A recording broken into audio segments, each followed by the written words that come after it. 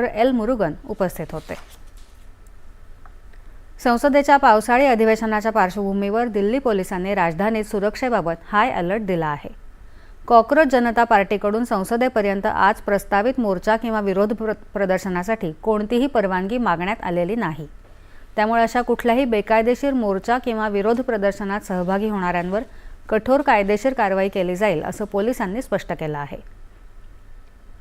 नवी दिल्लीत भारतीय नागरिक सुरक्षा संहितेचं कलम 163 लागू असून या अंतर्गत मोर्चा, विरोध प्रदर्शन आणि 5 पेक्षा अधिक लोकांनी एकत्र येण्यास प्रतिबंध घालण्यात आले आहेत।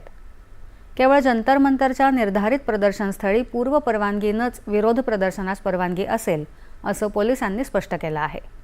दरम्यान दिल्ली उच्च न्यायालयानं सामाजिक कार्यकर्ते सोनम वांगचुक यांच्यावर सफदरजंग रुग्णालयात सुरू असलेल्या उपचारांबाबत हस्तक्षेप करायला नकार दिला आहे।